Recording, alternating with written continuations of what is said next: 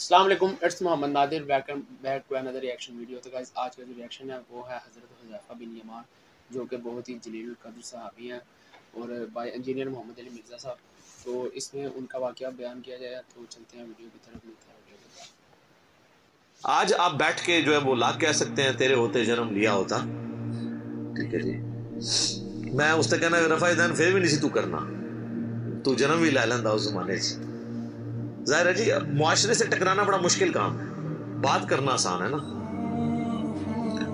تو اس پہ ایک میرا کلپ بھی ہے، تیرے ہوتے جنم لیا ہوتا، جس میں میں نے وہ صحیح مسلم کی حدیث بیان کی تھی۔ آپ صحیح مسلم میں جا کے نا غزوہ خندق والا چیپٹر کھول لیں تو آپ کو یہ حدیث مل جائے گی۔ حذیفہ ابن یمان رازدار رسول، جو حضور علیہ السلام کے قریبی ساتھیوں میں سے بھی تھے،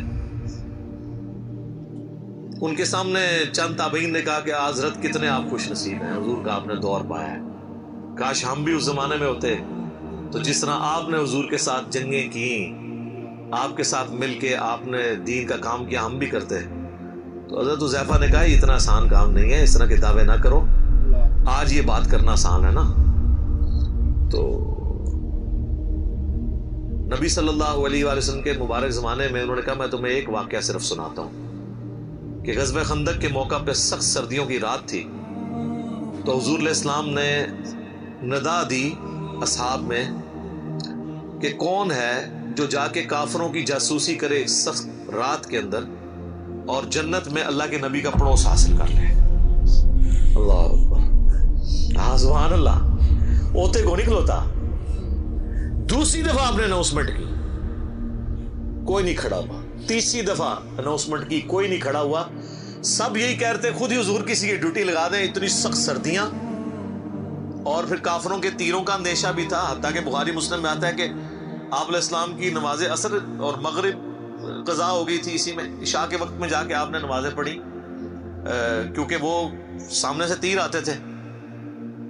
تو ظاہر ہے جو رات کو اگر یہاں سے کوئی جاسوسی کے لیے جاتا تو وہاں بھی تو ان کے ایجنٹ کھڑے ہوئے تھے۔ تو 3 دفعہ آپ نے اناؤنسمنٹ کی، چوتھی دفعہ آپ نے فرمایا حذیفہ، تو حضرت حذیفہ کہتے ہیں میں نے دل میں سوچا لو جی اب میں مارا گیا، میری ڈیوٹی لگ گئی۔ اچھا یہ ان کی سچائی تھی، انہوں نے بتا دیا۔ یہاں تو لوگ ایکٹنگ کرتے ہیں نا جی، میں تو آج تک جناب میں تو گل منہ تے کرنا، آج تک کسی بندے نو سنیا جو جھوٹے تے جھوٹے نو بھی وہ کہے کہ میں پیچھے گل کرنا، تکیہ کلام ہے کرتے رہو، میں تو منہ تے گل سیدھی کری تھی۔ اچھا تو حضرت حذیفہ کہتے ہیں کہ حضور نے جب بلایا تو مجھے کہا جاؤ، ان کا میں تو پھر اب انکار تو نہیں کر سکتا تھا، تو حکم آ گیا۔ پہلے تو ایک آپشن بھی تھا بچنے کا، کہتے ہیں میں اپنی جگہ سے اٹھا اور میں دل میں سوچ رہا تھا کتنی ٹھنڈ بار، اور اس حالت میں جاؤں گا۔ کہتے ہیں اللہ کی قسم جب میں اپنی جگہ سے اٹھا مجھے یوں لگا مجھے کسی نے نا کوئی کمبل اڑا دیا نہ نظر آنے والا، اور میں ایک گرم حمام میں داخل ہو گیا، یہ معجزہ ظاہر ہوا۔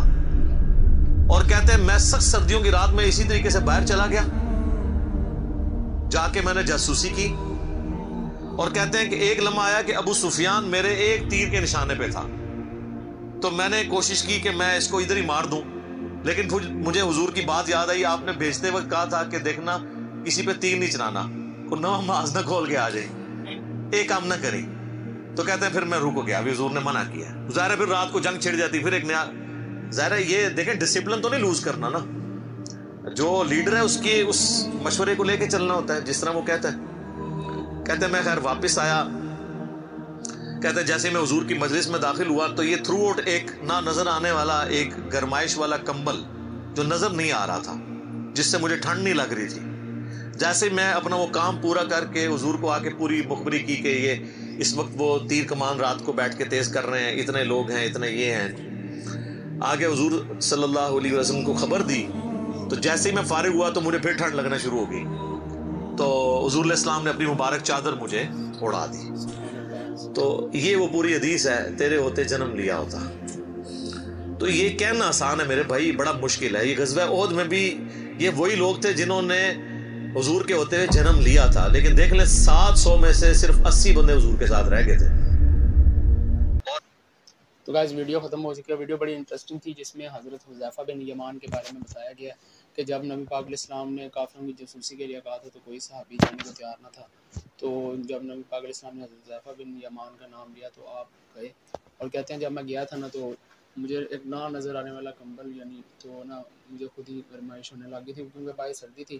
اوپر سے کافروں کے تیروں کا بھی اندیشہ تھا. ان سے بھی ان کی اللہ نے حفاظت کی, اللہ کی پروٹیکشن تھی. تو وہ اپنا کام بھی کر کے واپس آ گئے تھے. تو ویڈیو بڑی انٹرسٹنگ, ویڈیو کو لائک کریں, کمنٹ کریں, شیئر کریں, چینل کو ضرور سبسکرائب کریں. ملتے ہیں آپ سے نیکسٹ ویڈیو میں. اللہ